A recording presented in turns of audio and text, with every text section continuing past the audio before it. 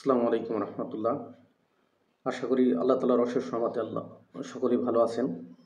আলহামদুলিল্লাহ, আল্লাহ তালা আর অশেষ রহমতে আমিও সুস্থ আছি। তো আজকে আপনাদের সাথে আলোচনা করব ইংরেজির খুবই গুরুত্বপূর্ণ একটা বিষয়, সাবজেক্ট ভার্ব এগ্রিমেন্ট। ক্লাস 6 থেকে শুরু করে ইন্টারমিডিয়েট পর্যন্ত এবং বিভিন্ন চাকরির পরীক্ষায় রাইট ফর্মস অফ ভার্ব থেকে একটা দুইটা প্রশ্ন আসে এবং 9-10 ইন্টারমিডিয়েট এখানে 10 নম্বরের রাইট ফর্মস অফ ভার্ব এর প্রশ্ন হয়ে থাকে। তো সেই সুবাদে হচ্ছে আমাদের সাবজেক্ট ভার্ব এগ্রিমেন্ট সম্পর্কে জ্ঞান থাকা খুবই জরুরি। তো সাবজেক্ট ভার্ব এগ্রিমেন্ট হচ্ছে কি? এগ্রিমেন্ট মানে চুক্তি। তাহলে সাবজেক্ট এবং ভার্ব এর মধ্যে একটা চুক্তি। সাবজেক্ট বা হেডওয়ার্ড অনুযায়ী হচ্ছে ভার্ব হয়। আমরা সকলেই জানি যে সেন্টেন্সের সাবজেক্ট যদি সিঙ্গুলার হয় তাহলে ভার্ব সিঙ্গুলার করতে হয়। যদি সাবজেক্ট বা হেডওয়ার্ড সিঙ্গুলার না হয়ে প্লুরাল হয় তাহলে আমাদেরকে ভার্ব প্লুরাল করতে হয়। তো সাবজেক্ট কেমন হলে ভার্ব কেমন হবে এই বিষয়টা জানার জন্য হচ্ছে আমাদেরকে হেডওয়ার্ড বা সাবজেক্ট খুঁজে বের করতে হবে। এখন হেডওয়ার্ডের শর্ত কি? হেডওয়ার্ড এর শর্ত হচ্ছে সেটি ফ্রেজ হতে হবে। আবার হেডওয়ার্ডের আদর্শ কি? আদর্শ পজিশন হলো নাউন ফ্রেজ। অর্থাৎ আমরা জানি যে সেন্টেন্সের সাবজেক্ট হওয়ার মতো যোগ্যতা আছে নাউন বা নাউন ইকুইভ্যালেন্ট, অর্থাৎ নাউন সমতুল্য, যেগুলো নাউনকে রেফার করে। তো সেইগুলোই হচ্ছে কি সাবজেক্ট বা হেডওয়ার্ড হইতে পারে। এখন পজিশন অফ হেডওয়ার্ড অর্থাৎ সাবজেক্টের পজিশন কোথায় হবে? প্রিপোজিশনের পূর্বে হেডওয়ার্ড থাকে।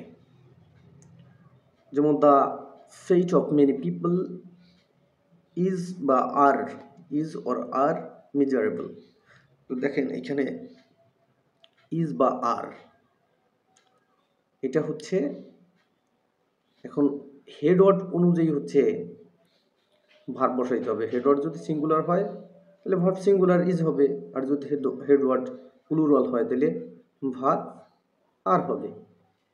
এখন the fate of many people, এই যে ফেট অফ এর পরে মেনি পিপল তাহলে অনেক লোক, তাহলে এইটা প্লুরাল আছে, বাট এই প্রিপোজিশনের পূর্বে অফ এর পূর্বে আছে দ্য ফেট, যেটা হচ্ছে সিঙ্গুলার। তাই এই সেন্টেন্সে ভার্ব হবে কি is. The fate of many people is miserable.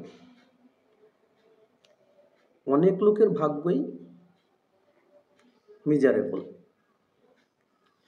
এরপরে পজিশন অফ হেডওয়ার্ড, অ্যাপোস্ট্রফি এর পরে হেডওয়ার্ড থাকে।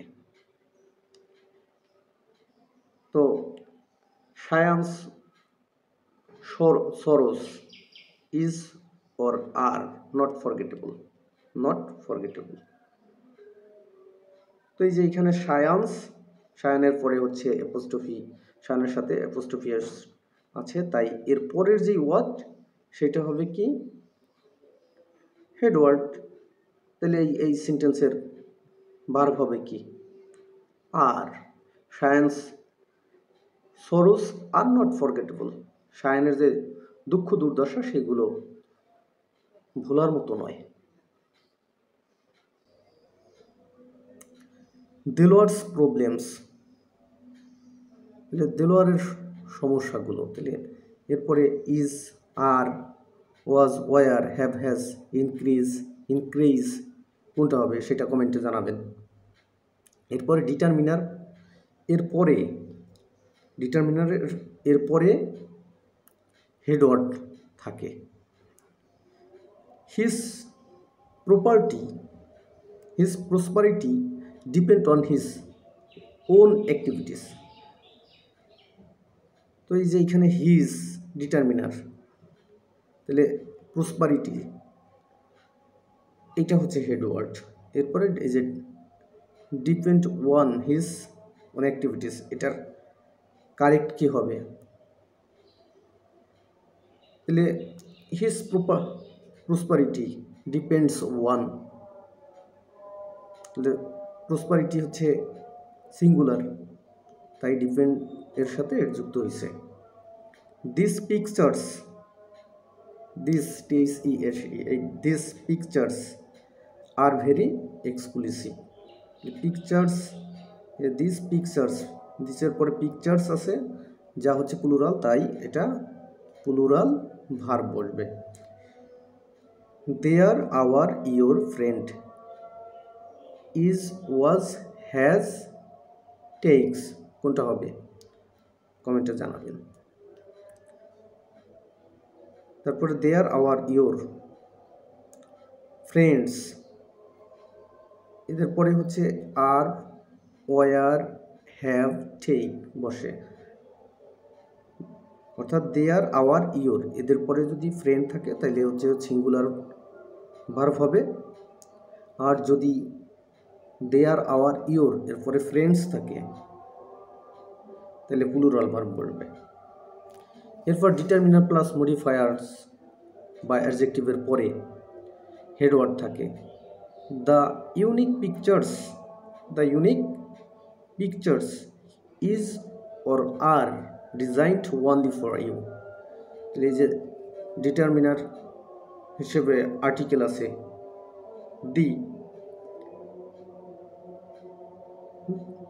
এরপরে হচ্ছে ইউনিক আছে অ্যাডজেক্টিভ, তারপরে আছে পিকচার্স, তাহলে পিকচার্স হচ্ছে হেডওয়ার্ড। তো এই জন্য হচ্ছে কি ভার্ব হবে are. The unique pictures are designed only for you. Many international organizations are ready to give you support. অনেক আন্তর্জাতিক প্রতিষ্ঠানগুলো প্রস্তুত আছে তোমাকে সমর্থন করতে বা সাহায্য দিতে। আচ্ছা, তো এই যে দেখেন মেনি হচ্ছে ডিটারমিনার, এরপরে হচ্ছে ইন্টারন্যাশনাল, এটা হচ্ছে অ্যাডজেক্টিভ বা মডিফায়ার্স, তারপরে অর্গানাইজেশন যেটা হচ্ছে প্লুরাল আছে তাই আর হয়েছে। এখন যে বিষয়গুলো ডিটারমিনার্স হিসেবে গণ্য করা হয়, article a and the determiner হিসেবে গণ্য হয়। ডেমনস্ট্রেটিভস বা ডেমনস্ট্রেটিভ প্রোনাউন বলতে পারি, দিস, দ্যাট, দিস, দোজ, এইগুলো হচ্ছে ডিটারমিনার্স। এরপর পজেসিভ প্রোনাউন বলতে পারি, পজেসিভ অ্যাডজেক্টিভ বলতে পারি, সেইগুলো ডিটারমিনার্স হিসেবে গণ্য হয়। মাই, হিজ, হার, ইয়োর, ইটস, দেয়ার, করিমস, অর্থাৎ পজেসিভ নাউন, এইগুলো পজেসিভ অ্যাডজেক্টিভ বা পজেসিভ প্রোনাউনগুলো ডিটারমিনার্স হিসেবে গণ্য হয়। নুমেরালস, নাম্বার, 2, 3, 4, এনি নুমেরাল অর্থাৎ যে কোনো সংখ্যা, সেটা ডিটারমিনার্স হিসেবে গণ্য হয়। Quantifiers, generally, this work as premodifier, they are both, অর্থাৎ কোয়ান্টিফায়ার্স হচ্ছে all, both, some, any, no, every, each, either, neither, a lot of, few, a few, little, a little, many, more, much, several, whole, another, such, etcetera, এগুলো হচ্ছে quantifiers. তো আমি আবার বলে দিচ্ছি যে ডিটারমিনার্স হিসেবে গণ্য হয় কোনগুলো, article a and the, demonstrative pronoun this, that, these, those, this হচ্ছে সিঙ্গুলার, দিসের প্লুরাল হচ্ছে দেস, দ্যাট হচ্ছে সিঙ্গুলার যার প্লুরাল হচ্ছে দোস। পজেসিভ অ্যাডজেক্টিভ বা possessive pronoun, my, his, her, your, its, their, কোরিমস, etcetera. Numerals 2, 3, 4, any number or any numeral. Quantifiers all, both, some, any, no, is, either, neither, a lot of, few, a few, little, a little, many, more, much, several, whole, another, such, etcetera, এগুলো determiners হিসেবে গণ্য হয়। আর determiners এর পরে modifier বা adjective আসে, তারপরে headward বসে, অথবা ডিটারমিনারের পরে হেডওয়ার্ড থাকে। সাবজেক্ট এর হেডওয়ার্ড অনুযায়ী ভার্ব হবে। আরেকটু সহজভাবে বলা যায়, যদি বলা যায় যে হেডওয়ার্ড সিঙ্গুলার হলে ভার্ব সিঙ্গুলার হবে, আর হেডওয়ার্ড প্লুরাল হলে ভার্ব প্লুরাল হবে। For example, problem of many schools are miserable. এই যে problem of many schools are miserable, তাহলে এইখানে প্রবলেম হচ্ছে হেডওয়ার্ড, কিন্তু ভার্ব বসছে কি আর, যার জন্য এটা হচ্ছে রং। তো এটার কারেক্ট হবে কি, problem of many schools is miserable. তাহলে আমরা জানি যে প্রিপোজিশনের পূর্বে হেডওয়ার্ড বসে, তো তাই এখানে ইজ হবে। এরপর the quality of all students are good enough, সকল ছাত্রছাত্রীদের গুণ যথেষ্ট ভালো। তো এই যে the quality are all students of preposition, তাহলে আমরা জানি যে প্রিপোজিশনের পূর্বে হেডওয়ার্ড বসে, তাহলে হেডওয়ার্ড আছে কি সিঙ্গুলার, দ্যাটস ওয়াই এখানে ভার্ব হবে সিঙ্গুলার। তাহলে কারেক্ট হবে কি, the quality of all students is good enough. ঠিক আছে শিক্ষার্থীবৃন্দুরা, আজকে ক্লাসটি পর্যন্তই। তো আমাদের ধারাবাহিকভাবে ভার্বের রাইট ফর্মস অফ ভার্ব এর বেশ কিছু ক্লাস হবে, ইনশাল্লাহ সাথে থাকবেন, সাপোর্ট দিবেন। যদি ক্লাসগুলো আপনাদের ন্যূনতম উপকারে আসে, লাইক, শেয়ার এবং সাবস্ক্রাইব করে পাশে থাকবেন এবং বন্ধুদের সাথে শেয়ার করবেন। Thanks for watching.